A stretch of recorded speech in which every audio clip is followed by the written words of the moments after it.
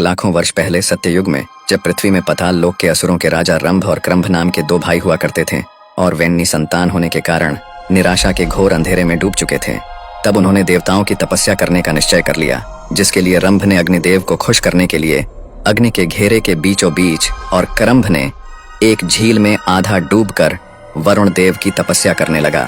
फिर यूं ही तपस्या करते करते कुछ वर्ष बीत गए और एक दिन यह बात इंद्रदेव को पता चली। फिर उन्हें लगा कि जरूर ये दोनों असुर भाई वरदान पाने के बाद देवताओं का ही कुछ अहित करेंगे। जिसके बाद एक दिन इंद्रदेव धरती पर प्रकट हुए और उस झील के पास जा खड़े हुए जहाँ क्रंभ झील में आधा डूबे हुए तपस्या कर रहा था। फिर इंद्रदेव ने एक विशाल मगरमच्छ का रूप लेकर झील में प्रवेश किया और क्रंभ के ऊपर एक घातक हमला कर दिया, जिससे क्रंभ की तड़प तड़प कर उसी झील में मौत हो गई। और इस घटना का एहसास रंभ को तपस्या करते वक्त ही हो चुका था और उसने अपने तपस्या के तेज से यह भी पता लगा लिया था कि वो विशाल मगरमच्छ कोई और नहीं बल्कि स्वयं इंद्रदेव हैं। रंभ अपने भाई क्रंभ से बेहद प्रेम करता था और वह उसकी मौत का सदमा सह नहीं पाया, इसीलिए उसने अपने तपस्या को वहीं भंग कर एक तलवार प्रकट कर खुद को मारने ही जा रहा था कि अचानक वहां अग्निदेव प्रकट हो गए और उसे ऐसा करने से रोक लिया और रंभ से अपना इच्छित वरदान मांगने को कहा। जिसके बाद रंभ ने काफी सोचा और इंद्रदेव के दुष्कर्मों को ध्यान में रखते हुए अग्निदेव से एक ऐसी संतान मांगी जो इंद्र को परास्त कर सके, इतना ही नहीं बल्कि तीनों लोकों में भी राज कर सके। जिसके बाद अग्निदेव ना चाहते हुए भी रंभ को यह वरदान दे बैठे कि जो मादा रंभ से प्रेम कर बैठेगी वही उसके उस बलशाली संतान को जन्म देगी। इतना कहकर अग्निदेव अंतर्धान हो गए। इसके बाद समय यूं ही बीतता गया और आखिरकार वो समय आ ही गया जब एक महिष वर्ग की राक्षसी को रंभ से प्रेम हो गया। फिर महिषी राक्षसी ने अपने वर्ग और परिवार से बगावत कर रंभ के साथ विवाह रचा लिया, जबकि यह रिश्ता दोनों के परिवारों और वर्गों को बिल्कुल भी मंजूर न था। इसके कुछ वर्षों के बाद दोनों के बीच संभोग से महिषी गर्भवती हुई और समय यूं ही बीतता गया। फिर एक दिन महिषी वर्ग के कुछ राक्षसों ने रंभ और महिषी को अकेला देख उन पे हमला बोल दिया, जिसके फलस्वरूप रंभ की वहीं मृत्यु हो गई। जिसके बाद महिषी ने अपने होने वाले संतान को बचाने के लिए वहां से भाग खड़ी हुई, पर उन महिषी असुरों ने उसे भी मारने के लिए उसका पीछा किया। जिसके बाद महिषी भागते भागते यक्षों के अधिकार क्षेत्र में पहुंच गई, जहां पहुंचकर महिषी ने कुछ यक्षों को सारी बातें बताई। जिसके बाद यक्ष महिषी की रक्षा के लिए वहीं खड़े हो गए। फिर कुछ देर बाद वे महिषी राक्षस वहीं पहुंच गए। जिसके बाद यक्षों और महिषी राक्षसों के बीच युद्ध शुरू हो गया और इस युद्ध में यक्षों ने उन महिषी राक्षसों को मार गिराया, साथ ही महिषी को सुरक्षा प्रदान करने का जिम्मा भी ले लिया। महिषी अपने पति रंभ से अत्यंत प्रेम करती थी और वह उसके मौत का सदमा सहन नहीं कर पा रही थी। फिर कुछ देर बाद यक्षों ने रंभ के मृत शरीर को अंतिम संस्कार के लिए तैयार किया और महिषी को इसकी सूचना दी। फिर कुछ देर बाद यक्षों द्वारा रंभ के चिता को आग लगाया गया और यह देख महिषी खुद को रोक न पाई और उस जलती हुई चिता में कूद पड़ी। जिसके बाद रंभ के साथ साथ महिषी भी उस चिता की आग में समा गई और खुद का जीवन समाप्त कर लिया। कुछ देर तक यूं ही चिता की आग जलती रही, लेकिन कुछ देर बाद उस चिता की अग्नि ने एक भयंकर रूप ले लिया। जिसके बाद उस चिता की अग्नि में से एक बेहद बलवान और पहाड़ जैसा दिखने वाला असुर बाहर निकला, जिसे देख सभी यक्ष घबरा गए। वह इस सृष्टि का पहला ऐसा असुर था जिसे खुद के और अपने लक्ष्य के बारे में सब कुछ पहले से ही पता था और वह असुर कोई और नहीं बल्कि बलशाली महिषासुर था। फिर कुछ देर बाद उसी जलती हुई चिता से दोबारा एक भयंकर विस्फोट हुआ और उसी चिता में से एक दूसरा असुर भी बाहर आया और वो असुर कोई और नहीं बल्कि स्वयं रंभ था, जो कि पुनर्जन्म लेकर दोबारा लौटा था और इस जन्म में वह रक्त बीज था और यह सब रंभ के द्वारा किए गए अग्निदेव के तपस्या का ही प्रभाव था। इसके बाद रक्त बीज ने महिषासुर को पाताल लोक चलने की बात कही, जिसके बाद महिषासुर ने साफ साफ मना कर दिया। उसने तपस्या और सारी सिद्धियां हासिल करने के बाद ही पाताल लोक में कदम रखने का प्रण लिया। जिसके बाद महिषासुर निकल पड़ा ब्रह्मदेव की तपस्या करने। फिर वह एक शांत वन में जाकर अग्निकुंड का निर्माण कर उसी में बैठ पड़ता है तपस्या करने और ब्रह्मदेव को प्रसन्न करने के लिए वह एक अति कठिन तपस्या में लीन हो जाता है। तपस्या कुछ वर्षों तक यूं ही चलती रही और एक लंबे समय के बाद वो दिन आ ही गया जब ब्रह्मदेव महिषासुर से प्रसन्न होकर प्रकट हुए और फिर उन्होंने महिषासुर से अपना वरदान मांगने को कहा। जिसके बाद महिषासुर ने ब्रह्मदेव से सीधा अमर होने का वरदान मांग लिया, जिसके लिए ब्रह्मदेव ने साफ मना कर दिया और कोई दूसरा वरदान मांगने को कहा। जिसके बाद महिषासुर ने बड़े ही सोच विचार कर एक ऐसा वरदान मांगा जिसके दौरान कोई भी देवता या राक्षस उसका वध न कर सके। दरअसल महिषासुर स्त्रियों को बेहद कमजोर समझता था। उसे हमेशा से यही लगता था कि यदि पुरुष उसका कुछ अहित नहीं कर सकते तो ये स्त्रियां आखिर उसका क्या ही अहित कर लेंगी, और उसने खुशी खुशी ब्रह्मदेव से यह वर मांग लिया। फिर ब्रह्मदेव ने महिषासुर को वरदान में सिर्फ एक महाशक्तिशाली स्त्री के हाथों ही अहित होने का वरदान देकर अंतर्धान हो गए। जिसके बाद महिषासुर जोड़ों से ठहाके लगाने लगा फिर वह निकल पड़ा और भी अधिक से अधिक वरदान और सिद्धियां प्राप्त करने की ओर। इसके बाद हर एक वरदान प्राप्ति के बाद उसकी शक्ति अर्जित करने की कामना बढ़ती ही जाती। उसने तमाम अलग अलग देवताओं से शक्तियां अर्जित की, जिसके बाद उस समय महिषासुर पूरे ब्रह्मांड का एकमात्र महाशक्तिशाली असुर बन चुका था। फिर महिषासुर पृथ्वी के कोने कोने में जाकर भरपूर मारकाट मचाने लगा। उसने अन्य असुरों को आसानी से युद्ध में हराकर अपना साम्राज्य स्थापित करना शुरू कर दिया और धीरे धीरे पूरी धरती उसके अधीन हो गई। महिषासुर यही नहीं रुका, उसने स्वर्ग पर भी कब्जा करने की ठान ली और उसने अपने एक दूत को स्वर्गलोक भेजा और उस दूत ने इंद्रदेव को स्वर्गलोक खाली कर देने का संदेश सुना दिया। जिसके बाद इंद्रदेव आग बबूला हो उठे और उन्होंने समय नष्ट न करते हुए सभी देवताओं समेत महिषासुर के ऊपर हमला कर बैठे। जिसके जवाब में महिषासुर ने देवताओं को मुंह तोड़ जवाब दिया और देवताओं को वापस स्वर्गलोक भागने पर मजबूर कर दिया और देवता महिषासुर से आसानी से हारकर स्वर्ग वापस आ गए। लेकिन देवताओं का पीछा महिषासुर से इतनी आसानी से छूटने वाला नहीं था, क्योंकि महिषासुर ने भी बिना समय नष्ट किए देवताओं के पीछे पीछे स्वर्ग पहुंच चुका था और स्वर्ग पहुंचते ही वो अपने असुर सेना के साथ देवताओं पे टूट पड़ा। जिसके बाद स्वर्ग में देवताओं ने भी खूब दमखम के साथ महिषासुर और उसके असुरों के साथ युद्ध किया और अपना पराक्रम दिखाया। लेकिन अंत में महिषासुर की क्षमता और शक्ति के सामने देवताओं को स्वर्ग से भी भागना पड़ा और अब महिषासुर का कब्जा स्वर्गलोक पे भी हो चुका था, जिससे कि महिषासुर की छाती और भी चौड़ी हो चुकी थी। और यहाँ देवता स्वर्ग से पलायन कर सीधा ब्रह्मदेव के पास चले गए और ब्रह्मदेव से महिषासुर को दंडित करने की प्रार्थना करने लगे, जिसके लिए ब्रह्मदेव ने साफ मना कर दिया। जिसके बाद देवता निराश होकर सीधे वैकुंठ लोक यानी कि श्री विष्णु के पास चल पड़े। जिसके बाद इंद्रदेव समेत सभी देवता गण वैकुंठ धाम श्री विष्णु के पास चले आए और उनको सारी बात बताई। जिसके बाद श्री विष्णु काफी रुष्ट हुए और देवताओं के बातों से सहमत भी। फिर श्री विष्णु समेत सभी देवता चल पड़े पृथ्वी में स्थित कैलाश की ओर, जहाँ त्रिदेवों में से एक देवों के देव महादेव अपने ध्यान में लीन थे। तभी कैलाश में श्री विष्णु समेत सभी देवताओं का आगमन हुआ। फिर सभी देवों ने महादेव के समक्ष महिषासुर के आतंक की चर्चा की। जिसके बाद महादेव श्री विष्णु समेत सभी देवताओं ने महिषासुर से युद्ध करने की रणनीति बनाई। पर युद्ध से पहले देवताओं ने महिषासुर को स्वर्गलोक से अपना अधिपत्य छोड़ देने की सूचना भिजवाई, जिसे कि महिषासुर ने ठुकरा दी। जिसके बाद महादेव श्री विष्णु समेत सभी देवता निकल पड़े स्वर्गलोक की ओर, जहाँ की महिषासुर स्वर्ग के सिंहासन में स्वर्गपति बनकर विराजमान था। साथ ही महिषासुर ने भी होने वाले युद्ध का अनुमान लगा ही लिया था। जिसके बाद उसने भी युद्ध की तैयारियां करनी शुरू कर दी और देखते देखते स्वर्ग पे देवताओं का आगमन शुरू हो गया। सभी देवताओं का नेतृत्व श्री विष्णु कर रहे थे, यहाँ तक कि महादेव भी युद्ध में हिस्सा लेने देवताओं के साथ स्वर्ग पहुंच चुके थे।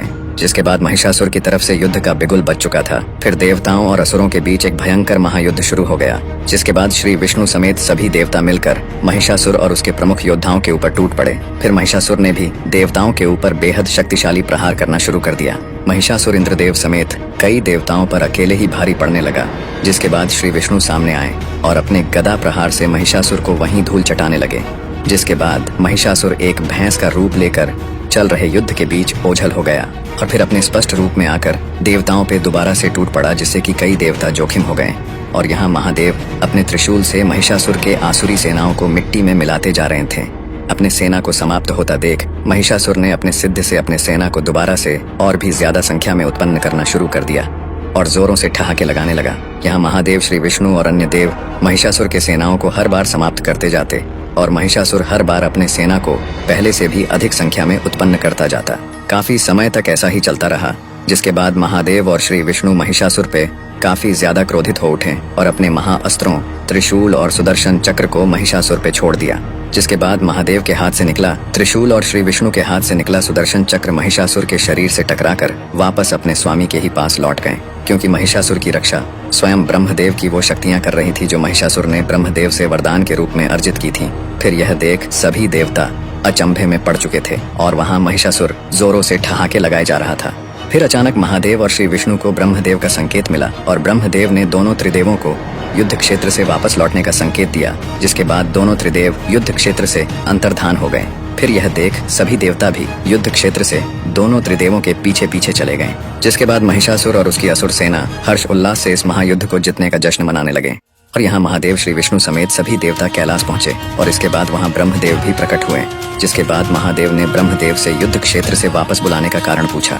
जिसके बाद ब्रह्मदेव ने महिषासुर को वरदान में दिए गए शर्त के बारे में सभी देवों को दोबारा से याद दिलाया, जिसपे देवताओं ने जवाब दिया कि यह बात तो सभी देव पहले से ही जानते थे, पर वे कर भी क्या सकते हैं। सृष्टि में ऐसी कोई स्त्री है ही नहीं जो महिषासुर के समक्ष ठहर सके। जिस पे ब्रह्मदेव ने कहा कि महिषासुर का अंत करने के लिए एक ऐसी स्त्री होनी चाहिए जिसके पास सभी देवताओं की कुछ कुछ शक्तियां मौजूद हों, और उस स्त्री के पास सभी देवताओं की शक्तियों को एक साथ संभाल पाने और उसका सही से इस्तेमाल कर पाने की क्षमता भी हो। जिस पे देवों ने पूछा कि आखिर इस सृष्टि में ऐसी स्त्री है ही कौन। जिसके बाद ब्रह्मदेव के मुंह से देवी पार्वती का नाम निकल पड़ा और उन्होंने कहा कि इस सृष्टि में एकमात्र देवी पार्वती ही हैं जो सभी देवताओं की शक्तियों को एक साथ संभाल सकती हैं और उसका सही से उपयोग भी कर सकती हैं। फिर महादेव और श्री विष्णु समेत सभी देव काफी प्रसन्न और उत्साहित हुए। जिसके बाद देवी पार्वती स्वयं का नाम सुनकर सभी देवों के समक्ष आ खड़ी हुई और सभी देवों ने देवी पार्वती को अभिवादन किया। जिसके बाद देवी पार्वती ने भी सभी देवों को अपना अभिवादन दिया। साथ ही सृष्टि के कल्याण के लिए स्वयं को चुने जाने के लिए ब्रह्मदेव का आभार और खुद को अति भाग्यशाली भी बताया। जिसके बाद महिषासुर से एक महाप्रलयंकारी युद्ध करने के लिए महादेव ने देवी पार्वती को अपना त्रिशूल प्रदान किया। इसके बाद श्री विष्णु ने भी देवी पार्वती को अपना सुदर्शन चक्र प्रदान किया। इंद्रदेव ने अपना वज्र प्रदान किया। इसके बाद सूर्यदेव ने अपने रोमकूपों और किरणों का तेज भरकर एक ढाल, इसके अलावा दिव्य तलवार और दिव्य सिंह देवी के सवारी के लिए प्रदान किया। इसके बाद विश्वकर्मा देव ने देवी को एक अभेद कवच प्रदान किया। साथ ही अनेकों अस्त्र भी प्रदान किए और अंत में सभी त्रिदेव समेत समस्त देवों ने अपने अपने शक्तियों का कुछ अंश देवी को प्रदान किया।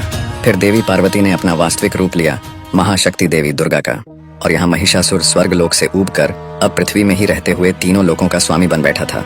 पूरे ब्रह्मांड में महिषासुर की ख्याति चल पड़ी थी। वह पृथ्वी समेत पूरे ब्रह्मांड में ज्यादातर राज्यों को जीतकर उनका स्वामी बन बैठा था। और एक दिन जब वह अपने सिंहासन में बैठे अपने असुर सैनिकों को कहीं आक्रमण करने की आज्ञा दे ही रहा था, तभी अचानक उसके राज्य की जमीन थर्राने लगी, जैसे कि कहीं भूचाल आया हो। पर जब वह अपने महल के बाहर निकला तो उसने देखा कि उसके असुर सैनिकों में भगदड़ मची हुई है। इसके बाद उसका ध्यान दूर से आ रहे विशाल सिंह पे सवार एक विशाल काय स्त्री पे गया, जिसके अनेकों भुजाएं थीं, बेहद लंबे बाल हवा में लहरा रहे थे और पूरा जमीन उस स्त्री के आगमन से ही थर्रा उठा था। उस सिंह पे सवार स्त्री को देख महिषासुर अचंभे में पड़ चुका था और वह समझ चुका था कि वह स्त्री अब सीधे उसके राज्य पे ही हमला करने वाली है। फिर महिषासुर ने उस विशालकाय स्त्री को रोकने के लिए अपने सेनापति त्रिनेत्र को लगभग 5 लाख असुर सेना के साथ भेज दिया। फिर त्रिनेत्र और उसके असुर सैनिक उस विशालकाय स्त्री के समीप पहुंच तो गए, पर देवी दुर्गा के समक्ष क्षण भर भी टिक न पाए। देवी दुर्गा ने मात्र अपने कुछ प्रहार से ही त्रिनेत्र समेत उसके लाखों असुर सैनिकों को वहीं मौत के घाट उतार दिया। और महिषासुर दूर अपने महल में खड़े खड़े यह सब होता हुआ देख रहा था, पर उसे अपनी आंखों पे विश्वास नहीं हो रहा था। फिर कुछ देर बाद जब देवी दुर्गा उसके महल के पास आईं और महिषासुर को युद्ध के लिए ललकारने लगीं, तब महिषासुर देवी दुर्गा के बेहद सुंदर रूप को सामने देख काम वासना से भर उठा। फिर वह देवी दुर्गा के समीप गया और उनके सामने सीधा विवाह का प्रस्ताव रख दिया। जिसके बाद देवी दुर्गा महिषासुर पे काफी क्रोधित हो उठी और दोबारा से उसे युद्ध करने को कहने लगी। जिसके बाद महिषासुर जोरों से ठहाके लगाने लगा, जिसपे देवी दुर्गा का क्रोध और भी उग्र हो उठा। फिर महिषासुर ने देवी दुर्गा से यह बात कह दी कि वह स्त्रियों को युद्ध करने योग्य तो समझता ही नहीं, बल्कि स्त्रियां तो सिर्फ पुरुषों के काम वासना की पूर्ति के लिए ही होती हैं। जिसपे देवी दुर्गा के अंदर क्रोध की ज्वाला जलनी शुरू हो गई। पर फिर देवी दुर्गा ने अपने क्रोध को शांत करते हुए बेहद चतुराई से काम लिया। उन्होंने महिषासुर के समक्ष एक प्रस्ताव रखा कि यदि महिषासुर उन्हें युद्ध में हरा देता है तो वो स्वयं खुशी खुशी उससे विवाह कर लेंगी। फिर यह सुनकर महिषासुर जोरों से ठहाके लगाने लगता है और बेहद उत्सुकता के साथ युद्ध के लिए सहमत भी हो जाता है। जिसके बाद महिषासुर भी खुद का आकार देवी दुर्गा के इतना ही विशालकाय बना लेता है, पर उसकी ऊंचाई देवी दुर्गा के समान नहीं बन पाती और महिषासुर कद में देवी दुर्गा से छोटा ही रह जाता है। जिसपे देवी दुर्गा मुस्कुरा पड़ती है और महिषासुर दांत पीसते रह जाता है। फिर महिषासुर अपनी तरफ से पहला वार देवी दुर्गा पे कर ही देता है। वह देवी दुर्गा पे अपनी आंखों से बेहद घातक रोशनी से लगातार वार करता जाता है, जिसे देवी दुर्गा अपने ढाल से रोकने लगती हैं। फिर देवी दुर्गा अपने ढाल से महिषासुर के वार को रोकती हुई उसके ऊपर दिव्य अग्नि का प्रयोग करती हैं, पर दिव्य अग्नि से महिषासुर को कुछ खास नुकसान नहीं पहुंचा पाती। जिसके बाद देवी दुर्गा अपने तलवार से महिषासुर पे एक तेजदार वार करती हैं, जिससे कि उसका कंधा घायल हो जाता है। फिर महिषासुर देवी दुर्गा का ध्यान भटकाने के लिए अपने सिद्ध से लाखों असुरों को उत्पन्न कर देवी दुर्गा को युद्ध में व्यस्त कर देता है। इतनी बड़ी संख्या में असुर सेना को हथियारों सहित एक साथ में सामने आता देख देवी दुर्गा ने एक जोरदार गर्जना भरते हुए अपने सिंह में सवार होकर उन लाखों असुरों पे टूट पड़ी और यह महायुद्ध होता हुआ पूरा ब्रह्मांड बड़ी उत्सुकता के साथ देख रहा था। देवी दुर्गा ने तेज गति में दौड़ते हुए सिंह में बैठे बैठे ही अपने तलवार और सुदर्शन चक्र से असुरों का संहार करने लगी। इतनी विशालकाय महावीरांगना को देख पूरी असुर सेना कांपते हुए पीठ दिखाकर तेजी से भागने लगी। पर देवी दुर्गा ने किसी को भी भागने नहीं दिया, बल्कि सभी का संहार कर अशांत युद्ध भूमि को पूरी तरह से शांत बना दिया। जिसके बाद पूरे शांत युद्ध भूमि में हर जगह सिर्फ धूल ही धूल उड़ने लगे थे। फिर देवी दुर्गा उस धुंधले पड़े युद्ध भूमि में महिषासुर को ढूंढने लगी, पर महिषासुर कहीं भी नजर नहीं आ रहा था। पर अचानक महिषासुर ने देवी दुर्गा के पीछे से आकर एक तेजधार दिव्य तलवार से उनकी भुजाओं पर वार कर दिया, जिससे कि देवी दुर्गा कुछ हद तक घायल भी हो गईं। और देवी दुर्गा ने क्रोध में आकर उसके पीछे सुदर्शन चक्र को लगा दिया। फिर महिषासुर ने सुदर्शन चक्र को चकमा देने के लिए भैंसा का रूप ले लिया, जिसके बाद सुदर्शन चक्र महिषासुर को कहीं भी न पाकर वापस देवी दुर्गा के पास लौट आया। इसके बाद देवी दुर्गा महिषासुर को फिर से उस धूल से धुंधले हो चुके युद्ध के मैदान में ढूंढने लगी, लेकिन महिषासुर उन्हें कहीं भी नजर नहीं आ रहा था। फिर देवी दुर्गा ने अपने सिंह को महिषासुर को ढूंढने के लिए लगा दिया। समय यूं ही बीतता गया और फिर सिंह ने अचानक भैंस का रूप लिए महिषासुर को ढूंढ ही लिया और उस पे हमला बोल दिया। पर भैंसा का रूप लिए महिषासुर के समक्ष सिंह ज्यादा समय तक टिक नहीं पाया और उसने सिंह को अपने जोरदार टक्कर से घायल कर दिया। सिंह की पीड़ा गर्जना सुनकर देवी दुर्गा फुर्ती के साथ वहां चली आईं और सिंह को सहलाने लगी।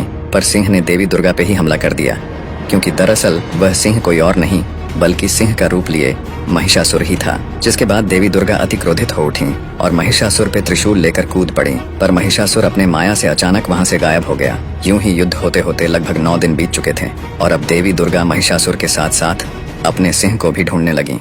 महिषासुर के छल कपट से देवी दुर्गा अति क्रोधित अवस्था में पहुंच चुकी थी। उनका क्रोध चरम सीमा में था और इसी बीच देवी दुर्गा ने अपने सिंह को मूर्छित अवस्था में देखा। उसे देखते ही देवी दुर्गा समझ गईं कि ये उनका अपना सिंह ही है। फिर देवी दुर्गा सिंह की तरफ आगे बढ़ ही रही थी कि दूसरी तरफ से महिषासुर भैंसा का रूप लिए तेजी से देवी दुर्गा की तरफ दौड़ता चला आया और महिषासुर ने अपनी पूरी ताकत लगाकर देवी दुर्गा को बड़ी तेजी से पीछे की तरफ धकेलता हुआ काफी दूर लेकर जाने लगा। यहाँ तक कि एक विशालकाय चट्टान को भी ध्वस्त करते हुए महिषासुर देवी दुर्गा को काफी पीछे की तरफ धकेलता ही गया। ऐसे ही धकेलते हुए वो देवी दुर्गा को लिए काफी दूर पहुंच गया। पर फिर अचानक देवी दुर्गा ने अपना संतुलन बनाते हुए महिषासुर को वहीं रोक दिया। इसके बाद महिषासुर ने काफी जोर लगा लिया, पर देवी दुर्गा को तनिक भी हिला ना पाया। फिर देवी दुर्गा ने अपने जोरदार मुक्कों से महिषासुर के पीठ में वार किया, जिससे महिषासुर जमीन में गिर पड़ा और कराहने लगा। फिर देवी दुर्गा ने अपने पैरों से उसे पलटकर उसके छाती में त्रिशूल से वार कर दिया। इसके बाद महिषासुर जोरों से कराहने लगा। फिर वह रोने भी लगा और देवी दुर्गा से क्षमा भी मांगने लगा और उसने यह भी मान लिया कि एक स्त्री को कमजोर समझना उसकी सबसे बड़ी भूल थी और अपने सभी करतूतों के लिए देवी दुर्गा से क्षमा की उम्मीद करने लगा। जिसके बाद देवी दुर्गा करुणा से भर गईं और महिषासुर को एक आशीर्वाद दे दिया कि भविष्य में देवी दुर्गा यानी स्वयं के साथ साथ महिषासुर को भी पूजा जाएगा। जिसके बाद महिषासुर तड़प तड़प कर देवी दुर्गा के हाथों उद्धार पाने की कामना करने लगा। जिसके बाद देवी दुर्गा ने उसके कामना को पूरा करते हुए अपने तलवार के एक ही वार से महिषासुर का सिर धड़ से अलग कर दिया। फिर तमाम देवी देवताओं ने देवी दुर्गा के ऊपर फूलों की वर्षा कर दी, क्योंकि पूरा ब्रह्मांड महिषासुर के आतंक से मुक्त हो चुका। अगर माँ से प्यार करते हैं तो इस वीडियो को ध्यान से देखें।